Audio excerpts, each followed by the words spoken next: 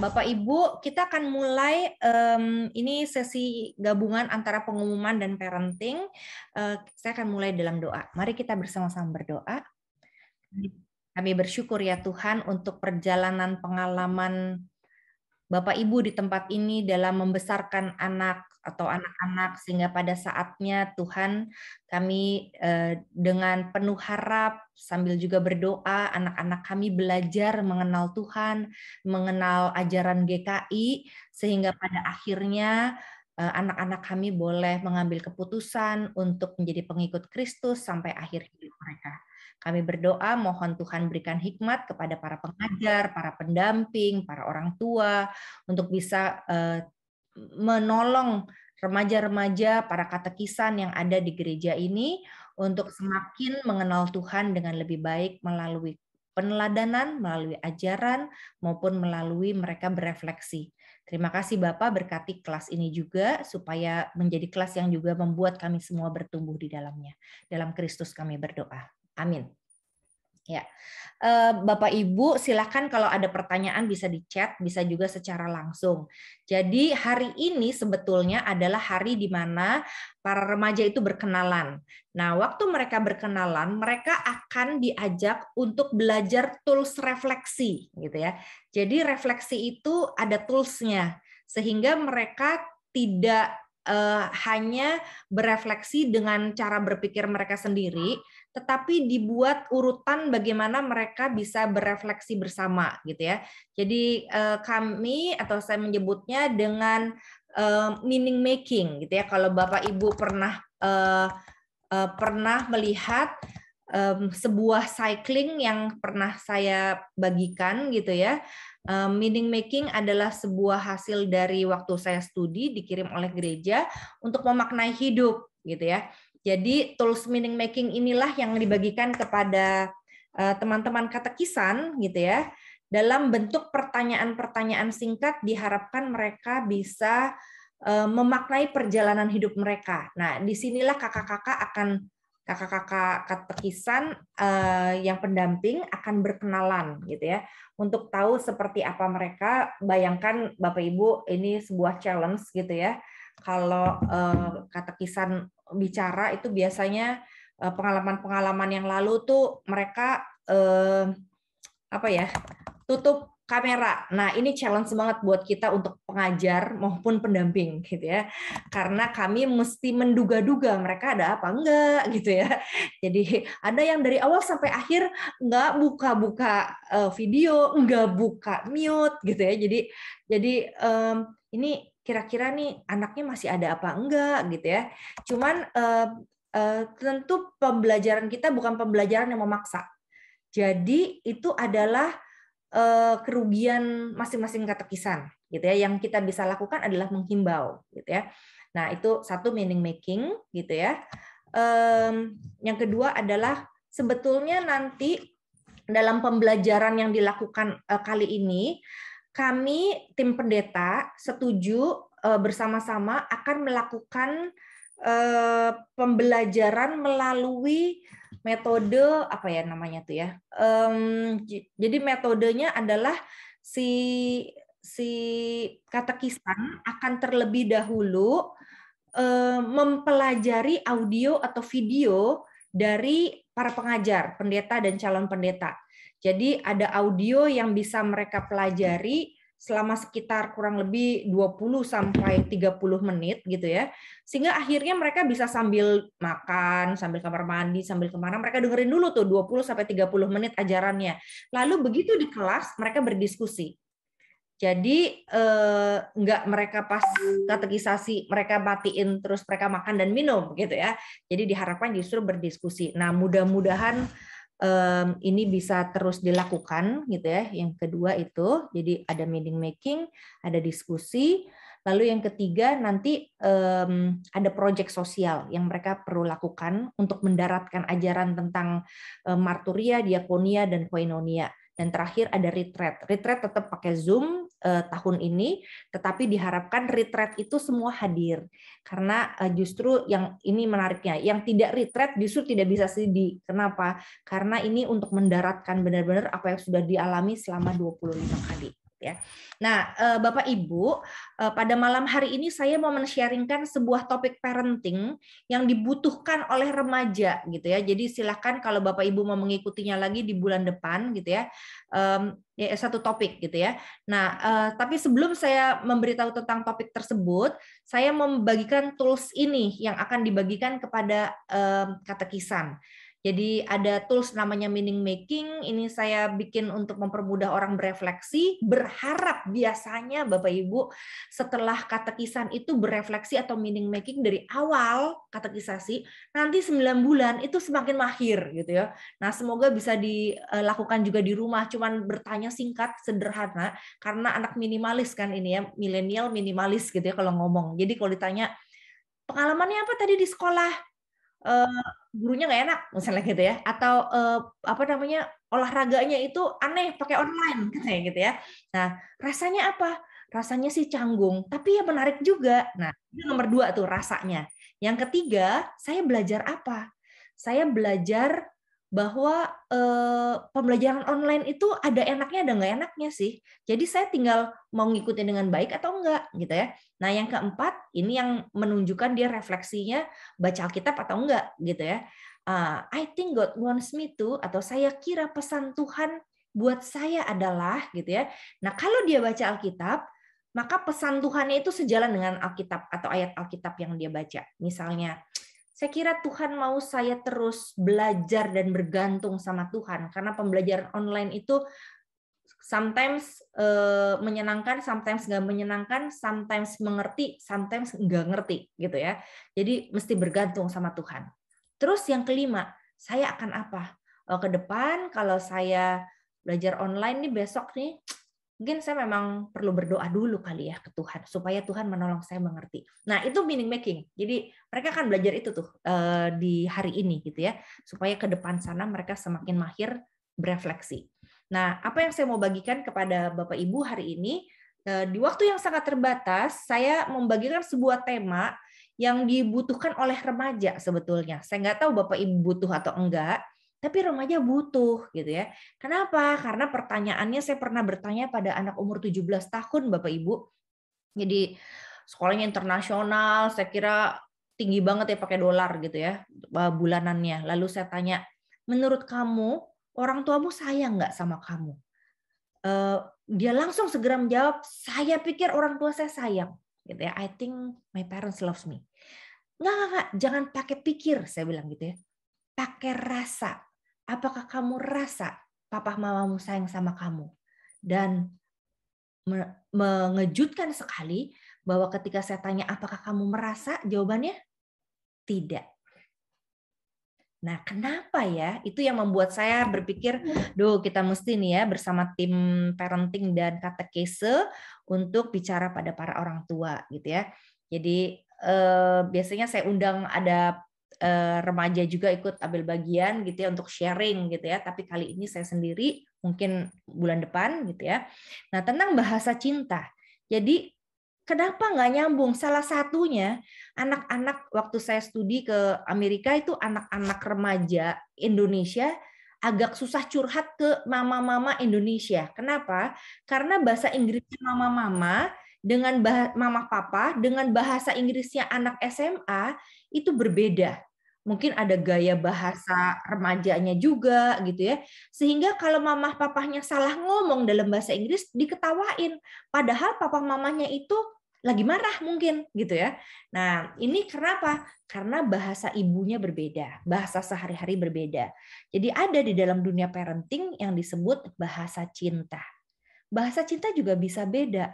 Sehingga ada anak seperti anak remaja tadi bilang, saya pikir orang tua saya sayang sih, tapi saya nggak rasa mereka sayang. Dan kalau kita tanya dalam keadaan mereka takut atau penuh dengan ancaman, ya mereka juga akan menjawab yang sama. Saya pikir papa mama saya tahu kok, papa mama sayang, saya tahu. Tapi rasa apa enggak? Enggak tahu. Nah, itu sebabnya kita perlu mengetahui bahasa mereka. Gimana caranya? Gary Chapman mengatakan ada tools bahasa cinta. Saya mau pakai Ulangan 6 ayat 5, mengatakan bahwa kita mengasihi karena Allah lebih dahulu mengasihi kita.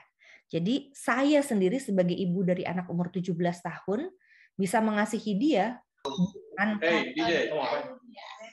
suami istri. Bukan karena anak saya mengasihi saya, bukan. Saya mengasihi anak saya bukan karena saya punya anak. Saya mengasihi anak saya karena saya belajar dari kasih dari Tuhan untuk mengasihi anak saya. Nah, jadi prinsipnya tuh kasihnya dulu dari atas, lalu saya merasakan Tuhan Yesus sayang pada saya, baru saya bisa mengasihi anak. Jadi di Ulangan 6 ayat 5 mengajak saya untuk mengasihinya, mengalami cinta Tuhan dulu nih, baru saya bisa mengasihi anak gitu ya. Prinsip Gary Chapman seperti sebuah tabung atau gelas. Saya pakai ilustrasinya gelas, Bapak Ibu, seperti gelas yang dituang air. Jadi kita bisa mengasihi anak kalau gelas kita itu penuh dengan cinta Tuhan yang besar. Jadi kita enggak jadi orang tua yang marah-marah, otoriter gitu ya. Terus mendisiplin anak dengan kemarahan, tapi dengan cinta. Nah, sudahkah kita dapatkan sayang Tuhan dengan berbagai cara secara berlimpah sampai tumpah? Itu pertanyaan untuk kita kan para orang tua. Sampai tumpah tuh bener-bener saya banyak sekali berkat, maka saya beri berkat pada anak. Saya banyak sekali waktu yang Tuhan beri untuk menikmati cinta Tuhan, maka saya juga memberi waktu untuk mencintai anak saya sebagai cara saya mencintai mereka. Atau ada nih, di dalam dunia healing, gelas cintanya itu bocor, saudara. Jadi bocor itu maksudnya apa? Maksudnya terjadi luka-luka sakit hati dari orang tua, sehingga tidak bisa memberikan cinta kepada anak secara tumpah. Gitu ya.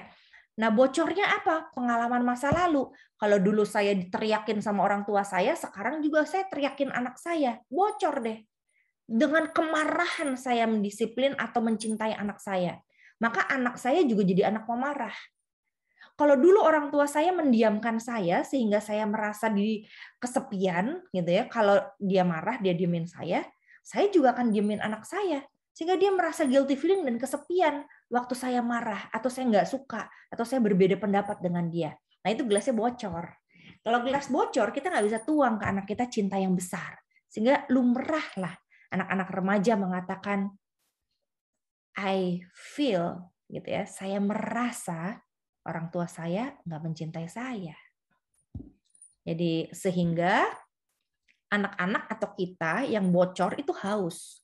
Jadi anak-anak yang haus kasih sayang mudah sekali nanti cari pacar untuk memenuhi kebutuhannya, biarin papa mama nggak suka, pokoknya saya pacaran karena dia memenuhi kebutuhan cinta, gitu ya. Jadi kehausan cinta anak-anak remaja lebih bisa ekspresif, terasa, terlihat, dan muncul dalam bentuk pemberontakan. Jadi ada orang tua tuh yang mengatakan, kenapa ya dulu anak saya tuh nurut banget, begitu remaja tuh gaul sama si A, si B, si C, pacaran sama si D, kok bisa jadi memberontak ya? Nah, itu karena udah ada kebocoran-kebocoran dan mereka haus. Itu haus. Ya. Nah, jadi haus pada cinta kasih, dan itu sebabnya mereka mencari. Nah, sebelum terlambat, sebelum tinggal landas, mari kita bersama-sama belajar dari orang-orang yang sudah memahami bagaimana cara mencintai anak sehingga mereka mengalaminya. Cherry Fuller salah satunya. Dia memberikan sebuah tips kepada para orang tua supaya anak-anak itu bisa bertemu Tuhan. Ini kan border ya Bapak Ibu.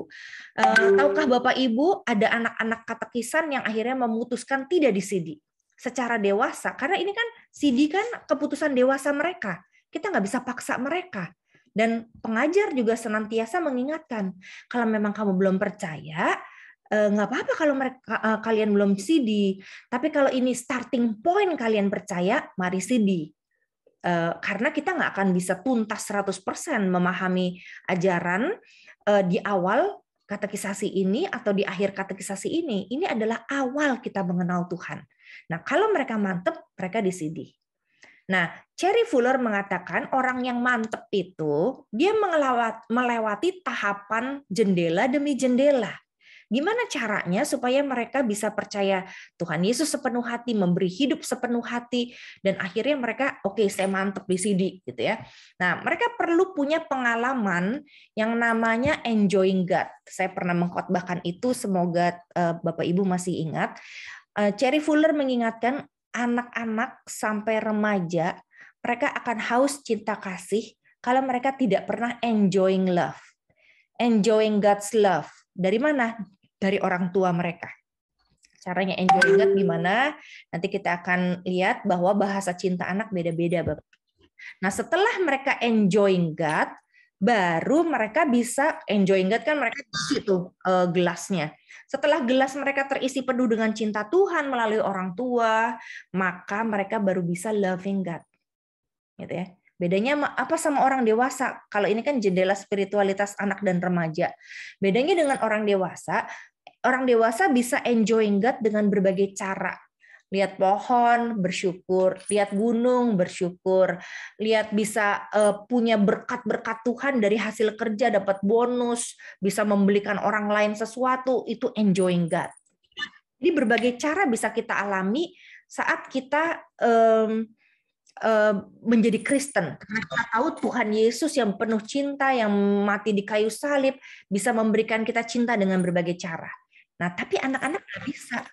Anak-anak hanya bisa enjoying God melalui orang tua. Itu menariknya. Kenapa? Karena orang tua adalah caregiver pertama. Primary caregiver. Jadi primary educator. Jadi pendidik utama, pengasuh utama, pemberi cinta utama dalam hidup seorang anak sampai remaja adalah orang tua. Sehingga kebocoran-kebocoran itu perlu ditambal oleh orang tua. Jadi ini serius buat kita. Anak-anak belum tentu bisa percaya Tuhan Yesus dengan hati, dengan mulut bisa ya, dengan hati. Makanya Roma bilang, percayalah dengan hati, bukan hanya dengan mulut. Mengaku dengan mulut, tapi percaya dengan hati. Kalau mereka percaya dengan hati, mereka perlu enjoying God. Mereka perlu dengan sepenuh hati bilang, puji Tuhan, Mami. Terima kasih Tuhan, Papi. Wah, Tuhan tuh baik banget loh, Pap. Gitu. Nah, kalau mereka bisa enjoying God seperti itu, anak saya tuh mulai baru belajar ya. Kenapa? Karena memang sejak kecil juga ditinggal-tinggal sama maminya gitu ya. Ke gereja lagi gitu ya. Jadi masa pandemi ini masa dia menikmati enjoying God, ada papi mami di rumah. Jadi doa pertama dia, Saudara, aku bersyukur Tuhan, karena di masa pandemi ini papi mami ada di rumah. 17 tahun yang nggak pernah lihat papi mami di rumah. Gitu ya. Saya pergi pagi, pulang jam 12 malam atau 11 malam dari gereja gitu ya. Dia tidur selalu sama papinya karena papinya yang pulang jam 8 malam gitu ya. Tapi sebelumnya apa? Wah, dioper-oper lah dari mertua ke orang tua gitu ya. Dioper-oper terus dia. Sehingga dia sulit enjoying God di masa kanak-kanak. Jadi kami membayar mahal untuk membuat dia enjoying God di masa remaja ini, untuk bisa tidur bareng, ketawa bareng, gitu. Hal yang sangat tidak mudah karena kebocorannya juga sudah ada, saudara. Maka berharap kita sama-sama menolong menutup kebocoran-kebocoran dan mengisi gelas cinta anak sehingga dia bisa enjoying God melalui orang tua, loving God, gitu ya. Jadi semakin minim orang tua emosional, semakin mereka bisa enjoying God. Tapi juga perlu tambahan asupan mendapat cinta dari orang tua, supaya apa? Supaya mereka bisa membalas cinta Tuhan, loving God. Bukan hanya loving God, mereka bisa obey God, following God. Jadi jangan pernah kita suruh mereka following God karena mereka belum enjoying God. Kenapa? Karena itu akan menjadi kewajiban belaka. Dan kewajiban itu tidak tersimpan di dalam hati. Itu hanya sebuah kebiasaan rutinitas aja, tapi nggak ada maknanya. Maka diajarin meaning making supaya mereka memaknai, gitu ya. Nah, yang terakhir, anak-anak yang serving God itu bisa serving God sepenuh hati kalau mereka enjoying God, kalau mereka melakukannya karena loving God, karena mereka mau following God. Tapi ada kok anak-anak yang serving God, ada. Kalau mereka tidak enjoying God di serving God, malah jadi batu sandungan, mereka mundur dari gereja. Nah, tapi sebaliknya, kalau mereka serving God dan di tempat serving God mereka enjoying God, Nah, baru mereka bingo, saya benar-benar merasakan komunitas ini. Nanti kita bicara tentang pertumbuhan iman gitu ya. Tapi bicara tentang ini, jendela cinta juga ada. Jendela cinta tuh enjoying love dari parents, loving him, loving orang tua, ayah atau ibu. Baru dia bisa following orang tua. Baru dia bisa melayani orang tua kalau sakit, kalau susah, kalau butuh dipijetin gitu ya. Nah, dia bisa mencintai orang tua kalau dia sudah menikmati cinta orang tua gitu. Gimana caranya ya dia menikmati cinta kita? Kita nggak bisa selfish. Kita perlu cari gitu ya love language-nya mereka gitu ya. Jadi mereka perlu bisa self love yang pertama, tapi saya lompatin ini gitu ya. Jadi ada kalau bocor kita bisa minta maaf, caranya nanti saya akan kasih PowerPoint ini Bapak Ibu. Tapi yang pasti adalah kaum muda itu ada banyak kesamaan ya antara kaum muda tahun 40-an sama yang sekarang. Di zaman revolusi industri, jadi banyak mereka menikah dini. Di sekarang ini mereka juga kadang-kadang suka mereka putus asa gitu ya menghadapi hidup. 1 dari 3 remaja itu banyak yang mau bunuh diri gitu. Survei di di beberapa universitas di Jakarta gitu ya, termasuk di Asia.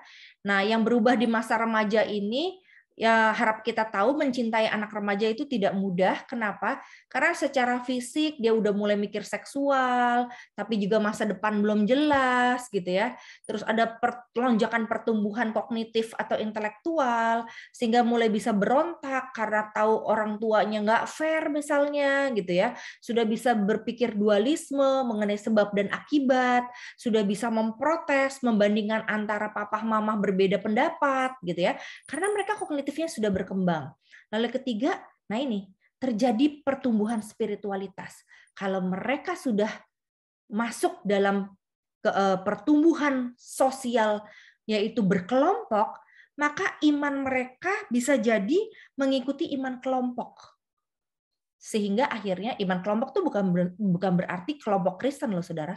Mereka berkelompok dengan para pemusik, dengan kelompok narkoba, dengan kelompok band, dengan kelompok dugem, dengan kelompok yang seks bebas, itu iman. Jadi iman secara umum James Waller bilang pada sebuah source of power. Kalau source of power-nya seksualitas, pornografi, maka itu imannya, iman kelompok. Nah, jadi hati-hati anak-anak kita berkelompok dengan kelompok yang imannya bukan pada Kristus, tapi pada yang lainnya. Ya. Nah, itu sebabnya mereka memerlukan relasi kelompok di inner circle yang kuat, tetapi juga kelekatan dengan orang tua. Jadi saatnya orang tua sebelum mereka tinggal landas, tetap memiliki ikatan emosional, bukan hanya hadir secara fisik memberikan uang, dan perlu belajar berkomunikasi. Kenapa? Kalau nggak habis pernikahan mereka ke depan, nggak bisa komunikasi. Sama orang tua nggak bisa ngomong berpendapat, sama pacarnya juga cuman gadget-gadgetan kalau ketemu gitu, dan bahasa fisik yang ada gitu ya. Mereka tidak menjadi mahir komunikasi. Dan mereka juga perlu punya figur yang bertumbuh secara spiritualitas. Berarti apa? Figur orang tua yang menghargai diri mereka apa adanya dan tidak melecehkan. Ini tidak mudah menemukan pendamping remaja, Bapak Ibu. Kenapa? Karena perlu cari pendamping yang bisa menerima mereka apa adanya. Nggak pasang video nggak apa-apa, jawab 1-2 kata nggak apa-apa, gitu ya. Itu di sebelah tuh waktu persiapan pendamping, ada tips-tips dari mereka yang sudah pengalaman mendampingi katekisan. Tipsnya apa? Pertama, sabar-sabar ngadepin remaja. Belum tentu nanya dijawab, katanya gitu ya. Jadi kedua, doakan. Ketiga, kasih contoh gitu ya. Nah, mereka juga bergumul loh menghadapi remaja-remaja masa kini untuk didampingi secara spiritual gitu ya. Nah, jadi apa yang remaja dan pemuda paling perlukan, Bapak Ibu? Kebutuhan dikasihi. Kalau enggak, dia akan cari orang yang merusak, dia cari lingkungan yang membuat dia memiliki budaya yang berbeda, sehingga akhirnya kenapa kuncinya? Karena dia rasa ditolak di rumah. Ditolak tuh bukan berarti kita ngusir dia. Ditolak itu ketika mereka apa adanya nggak boleh. Nggak boleh ngomong kotor, nggak boleh lihat pornografi, nggak boleh pacaran, nggak boleh nonton TV, nggak boleh kebanyakan main gadget, nggak boleh semua. Bukan berarti saya bilang silahkan sebanyak-banyaknya, bukan. Tapi ada hal-hal yang menjadi sensitif buat mereka karena perasaan ditolak, gitu ya. Nah, perasaan ditolak itu yang mengakibatkan mereka akhirnya cari lingkungan teman yang nggak apa-apa rusak, yang penting saya happy, ya. Karena di rumah saya nggak happy, gitu. Nah, jadi penerimaan cinta dari Tuhan padahal bisa kita lakukan. Caranya gimana? Kita nggak bisa terima dia apa adanya 100% dengan kebiasaan main gadget yang terus-menerus, misalnya gitu ya. Sorry. Yang bisa kita lakukan adalah menemukan love language mereka.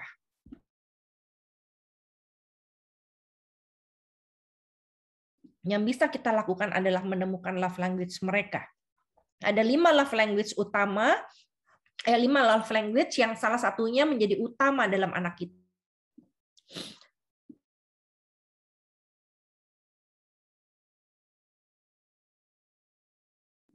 Yang pertama act of service, lalu give, sentuhan fisik, waktu berkualitas, words of encouragement. Nah, Bapak Ibu, kalau Bapak Ibu masih mau ikut tetap parenting, dalam 1 bulan ke depan, tolong Bapak Ibu menemukan, bukan menurut saya sih kira-kira dia sukanya ini gitu ya, bukan. Mari kita temukan kejujuran mereka. Mereka tuh senangnya dicintai dengan cara apa gitu ya. Minum dulu Karyani. Oke, thank you. Belum ada. Oke. Jadi prinsipnya Bapak Ibu, gelas mereka tuh kosong waktu mereka lahir. Mereka perlu diisi oleh love language yang mereka cocok, yang primary 1 atau 2, sehingga akhirnya makin lama makin penuh. Gitu. Nah, siapa yang bisa memenuhi? Nah, kalau orang tua nggak penuhi, dia cari dari pacar, dia cari dari sahabatnya, dia cari dari gengnya.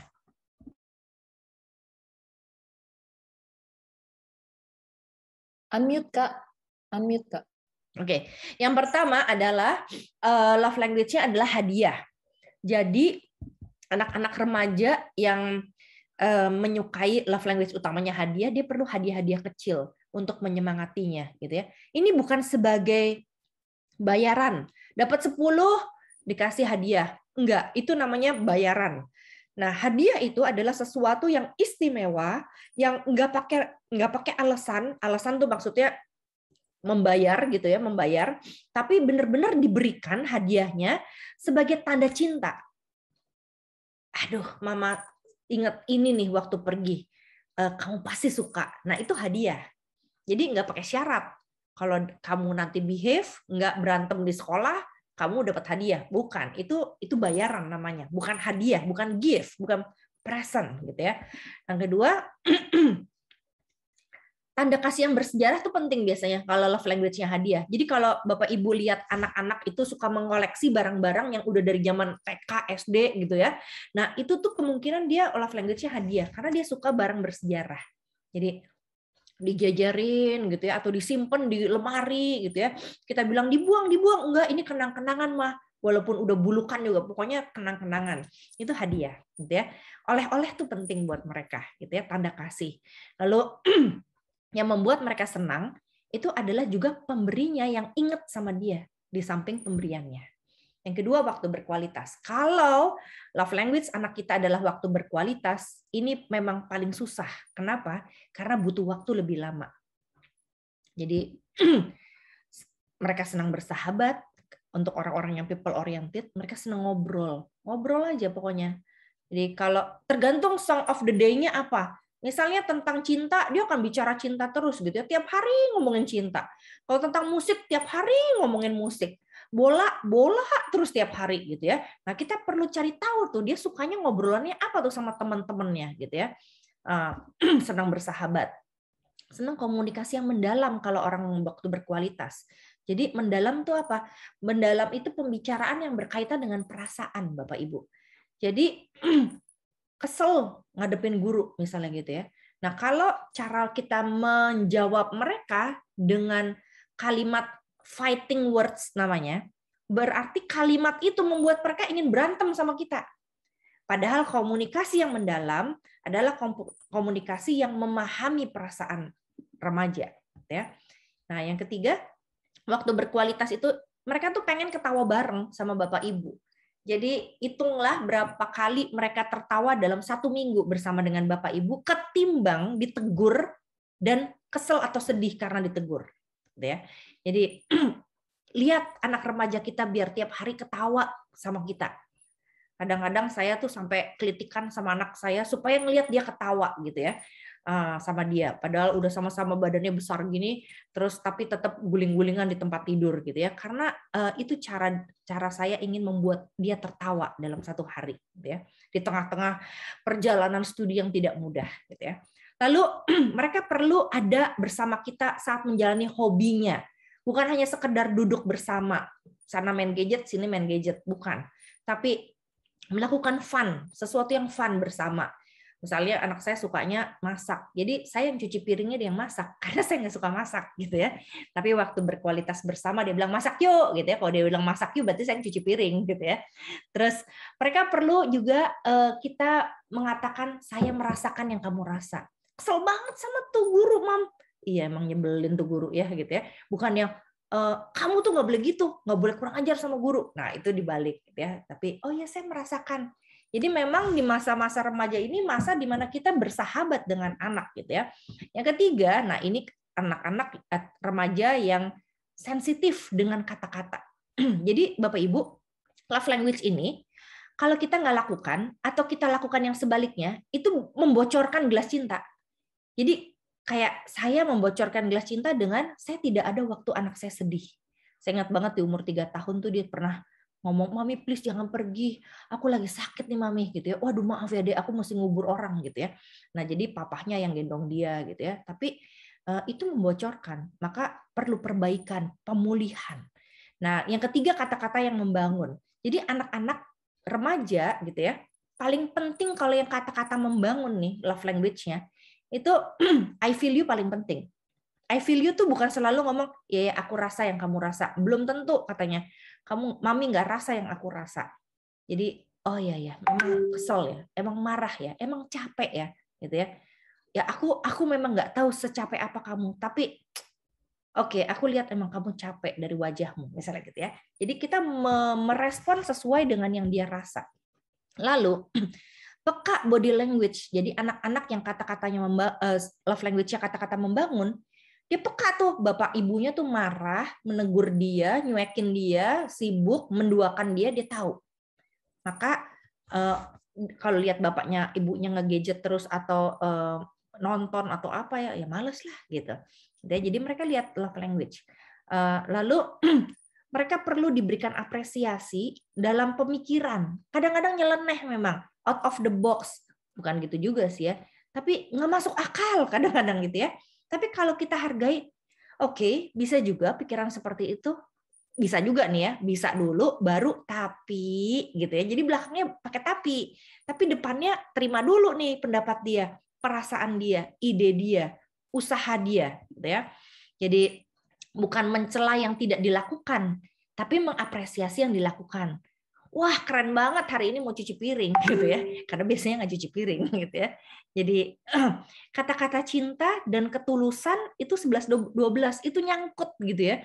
Kalau Bapak Ibu bilang aku tuh sayang kamu loh sebetulnya, tapi kita nggak tulus, dia tahu untuk yang kata-kata membangun ini love language-nya gitu ya.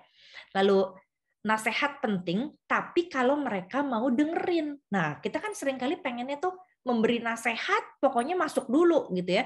Kata Paulo Freire, itu seperti banking concept of education. Kayak kita nabung di otak mereka. Itu nggak bisa. Yang penting adalah mereka mau denger kita dulu nggak nih?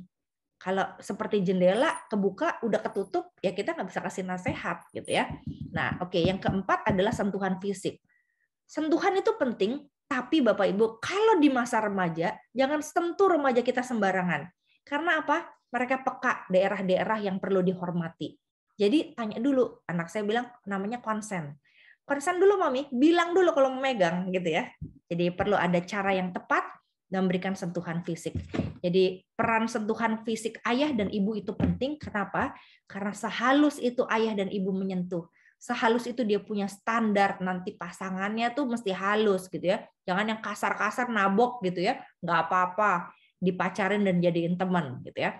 Jadi anak-anak yang sentuhan fisik sangat peka atas pelecehan dan amarah orang tua lewat body language-nya. Jadi dia lihat fisiknya orang tua seperti ini, orang tua yang suka memukul atau yang punya pengalaman dulu pernah mukul anak gitu ya. Mereka peka dan mereka ingat, memori itu ada gitu ya, bahwa itu pernah membocorkan gelas cintanya. Jadi pada waktu yang tepat berikanlah ucapan maaf gitu ya. Itu penting sekali buat anak-anak milenial. Dia tahu bahwa orang tuanya nggak sombong, nggak so otoriter gitu ya, tetapi mau bersahabat dengan dia. Yang terakhir adalah pelayanan. Anak-anak senang sekali diapresiasi Bapak Ibu melalui pelayanan mereka walaupun tidak sesempurna kita mengerjakannya gitu ya. Jadi anak-anak yang melayani itu suka sekali bikin orang tuanya bangga dengan dia membereskan rumah, mencuci piring gitu ya. Sesuatu yang mungkin nggak penting buat kita, tapi buat dia saya sudah melakukan satu hal untuk orang tua. Dia akan mengorbankan diri untuk melakukan pelayanan. Nah, buat orang-orang yang love language-nya pelayanan, makan enak itu penting, saudara. Jadi siap-siap ojek online gitu ya untuk beli-beli makanan enak sebagai bonusnya. Lalu melayani tanpa syarat. Jadi tolong ambilin minum dong gitu ya. Nggak pakai syarat nih, kalau kamu begini maka saya akan kasih uang gitu ya, atau saya kasih pelayanan atau kasih sesuatu gitu ya. Nah, fokus pada task gitu ya. Saat berhadapan dengan orang yang disayang, dia akan menyelesaikan pekerjaan-pekerjaan yang membuat orang itu senang gitu. Jadi kerja aja sukanya dengan motoriknya gitu ya. Nah, ini remaja-remaja kita. Semoga Bapak Ibu menemukan apa yang anak-anak Bapak Ibu senang untuk diperlakukan oleh Bapak Ibu. Pertanyaannya, apakah Bapak Ibu sudah dipenuhi love language-nya pada waktu kecil dan gelas cinta kita nggak bocor gitu ya. Jadi memang cara Tuhan mencintai kita bisa lewat berbagai cara. Hati-hati bahwa anak kita atau pasangan kita bukanlah satu-satunya sumber pemberi cinta Tuhan gitu ya. Nah, itu sharing dari saya. Pengalaman saya dengan anak saya memang sudah ada kebocoran, tapi puji Tuhan lagi dalam upaya untuk menambalnya gitu ya, karena ketidakhadiran saya, karena rupanya dia sangat suka orang tuanya di rumah. Maka tadi doanya kan senang papa mama ada di rumah selama pandemi, kalau bisa pandemi nggak berakhir gitu ya, karena justru pandemi lah yang membuat kita bisa berkumpul bersama di rumah gitu ya. Di situ saya tahu banget, oh ternyata quality time itu penting ya buat dia. Jadi saat dia, kalau saya lagi Zoom seperti ini, tiba-tiba dia bilang, "Mami, aku lagi sedih." Bisa saya tiba-tiba matiin video dan memeluk dia, itu penting buat dia. Ya. Nah, jadi itu yang saya kurang lakukan. Semoga Bapak Ibu bisa melakukannya bersama dengan anak-anak di rumah. Ya. Karyani, mungkin banyak yang mau tahu, kalau mencari tahu love language itu kan ada kuisnya tuh. Kalau ada linknya mungkin boleh di-share. Oh, ya, ya. Jadi untuk tahu sebetulnya paling mudahnya begini. Kalau disuruh tes, anak-anak belum tentu mau. Tapi kalau mau tes, bisa dicari di Love Language Test for Teens gitu. Jadi kata kuncinya itu gitu. Tapi kalau misalnya Bapak Ibu mau menanyakan kepada anaknya, gampang. Tanpa marah gitu ya, tanpa tersinggung, tanyakan kepada anak, sebutkan 5 hal yang kamu senang dari papa mama untuk menunjukkan sayang. Jadi apa yang kamu nikmati dari papa mama gitu ya. Nanti 5 atau 10 dia akan ngomong semua yang dia suka tentang love language-nya. Jadi saya ingat banget waktu anak saya umur 3 tuh ya. Marah sama saya gitu ya. Waktu kami lagi studi, kami kan jalan kaki tuh ke satu tempat mau ada orkestra gitu. Terus saya bilang, sepanjang perjalanan sebutin 100 hal yang mami sudah lakukan untuk kamu. Itu 90-nya itu apa yang saya berikan barang semua. Jadi bayangin dia urutin semua barang gitu yang sudah saya kasih untuk dia. Entah itu angpau, uang gitu ya. Itu diurutin. Oh ternyata love language-nya barang nih gitu. Dia suka dibeliin. Tapi bisa berubah nggak? Bisa ternyata Bapak Ibu. Kenapa berubah? Ternyata itu bukan yang dia perlukan. Jadi anak-anak kadang-kadang berpikir bahwa love language-nya itu adalah misalnya barang. Tapi ternyata sebetulnya dia nggak tahu bahwa dia butuh quality time. Kenapa? Karena sebelumnya orang tua nggak memberikan quality time. Maka dia minta barang. Apalagi kita bilang gini, mami itu cari uang sampai malam, gitu kan ya. Jadi yang dia tahu, oh uang. Oke, baik, gua minta uang loh, gitu kan ya. Jadi dimintain lah terus barang, sampai banyak uang yang dikeluarkan. Ternyata bukan itu love language-nya. Dia butuh maminya duduk bersama dia, ngobrol, ketawa, dan menangis bersama. Nah, jadi hati-hati, love language itu bukan yang dituju gitu.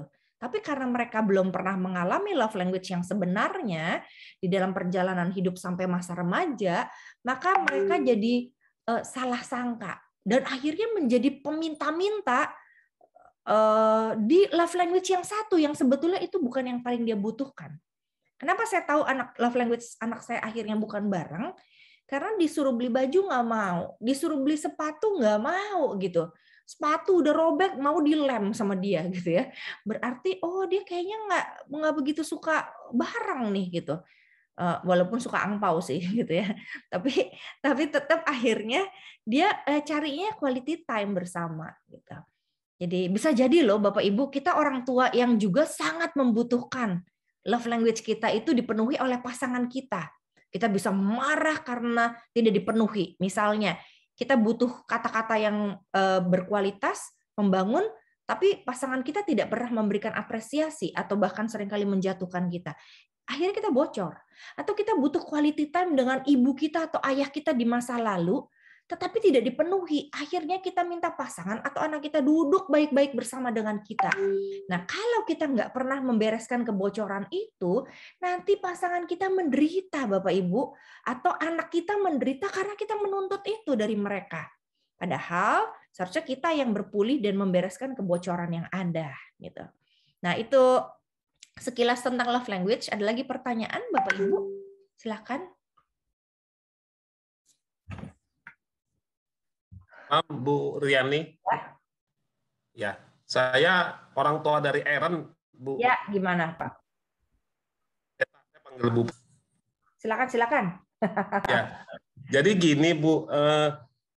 Kalau saya kebetulan kan 2 anak remaja ya, yang Aaron ini sekarang yang katekisasi kelas 10. Nah, adiknya itu putri, remaja putri kelas 8. Nah, ini menjadi agak unik begitu karena kedua anak saya ini tidak terlalu banyak komplain begitu ya, istilahnya tidak terlalu menampakkan kekecewaan atau kegusaran hati begitu ya kalau misalnya perlakuan kita dari orang tua itu ada yang kurang berkenan gitu. Jadi istilahnya bahasa Jawanya mungkin mereka cenderung mendem gitu ya Bu ya. Nah, tapi iya, jadi saya dan istri itu nggak sengaja kita berdua itu dengar anak kita nguping anak kita dua ini yang remaja ini lagi gosipin kita gitu Bu Pendeta, papa mamanya gitu. Nah ini mereka itu jadi membandingkan karakter papa mamanya gitu. Iya. Saya dan istri kan memang berbeda begitu ya. Jadi mereka jadi kok papa begitu ya, kok mama begini ya gitu, kok papa ini, kok mama caranya begini gitu. Nah saya agak bingung ya karena ya jujur kita suami istri memang menikah tapi kan karakter ya pasti berbeda begitu ya Bu Pendeta ya gitu. Nah ini gimana ya Bu Pendeta menyiasati menyiasati atau istilahnya bagaimana kami bisa bijak mendekati anak-anak kami yang seperti ini begitu. Karena setelah remaja mereka cenderung nggak terlalu banyak ngeluh gitu Bu Pendeta, walaupun ketika ada momen mereka sangat suka berbicara, ngobrol begitu ya. Tapi bukan seperti dulu yang istilahnya spontan menunjukkan rasa marah atau tidak suka begitu. Ya. Terima kasih Pak. Terima kasih. Ya. Ya, Saya mengapresiasi kepada para bapak, bukannya berarti ibu nggak penting gitu ya.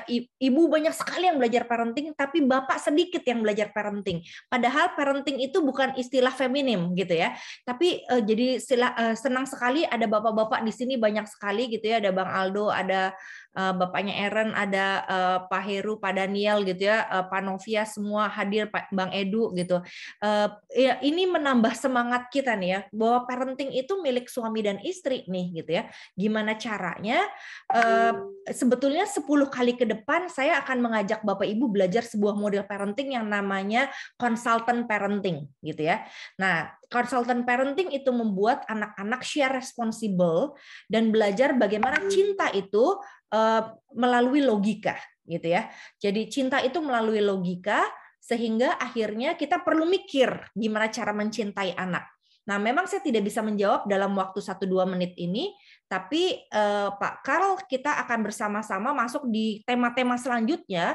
Mudah-mudahan semakin berdamailah kita dengan anak-anak, gitu ya. Mulai dari love language mereka. Jadi hindari kemarahan sehingga mereka merasa nih orang tua otoriter di atas sana, gitu. Yang perlu kita lakukan dalam menghadapi remaja adalah bersahabat, gitu ya. Jadi bukan otoritas lagi. Aku kan papamu. Oh ya, saya tahu memang kamu papaku gitu kan ya. Tapi yang mereka perlu tahu juga adalah papa bersahabat dengan aku gitu ya. Sehingga akhirnya aku bisa ngobrol apapun tanpa aku takut. Bayangkan kalau dia takut ngobrol sama bapaknya, dia ngobrol sama tetangganya atau sahabatnya gitu ya. Jadi lebih baik dia ngobrol sama kita dong, sehingga kita tahu cara berpikir dia gitu ya. Jadi welcoming mereka aja Pak, satu tipsnya. Nanti ke depan mudah-mudahan saya bisa berikan beberapa tips lagi gitu ya. Tapi anak-anak perlu merasa nyaman dengan kita untuk curhat. Itu sih tips awalnya untuk menjadi orang tua konsultan gitu ya. Terima kasih untuk pertanyaannya Bapak Ibu, senang sekali. Semoga bulan depan kita bisa bertemu lagi gitu ya dalam topik yang lainnya. Kita akan berdoa bersama-sama. Di sini ada penatua-penatua gitu ya. Ada mantan penatua. Minta Bang Aldo untuk tutup di dalam doa. Saya persilahkan. Bang Aldo bisa tolong tutup di dalam doa? Oke. Oke, terima kasih. Mari kita berdoa. Bapak di surga, kami mengucap syukur atas kasih dan anugerah Tuhan bagi kami di malam hari ini. Kami boleh berjumpa satu sama lain, boleh belajar khususnya tentang parenting, tentang bahasa cinta dalam rangka katekisasi anak-anak remaja kami. Terima kasih Tuhan kesempatan yang baik ini. Mudah-mudahan kami boleh terus mengikuti parenting ini, dan ini boleh menjadi dasar bagi kami untuk mendidik anak-anak kami yang sudah menginjak remaja. Terima kasih Bapak, sebentar kami akan berpisah satu sama lain, biar Tuhan boleh menyertai sisa malam hari ini, kami boleh beristirahat, sehingga esok kami boleh bangun dengan sehat dan penuh syukur pada Tuhan. Di dalam nama Tuhan Yesus Kristus kami berdoa. Amin.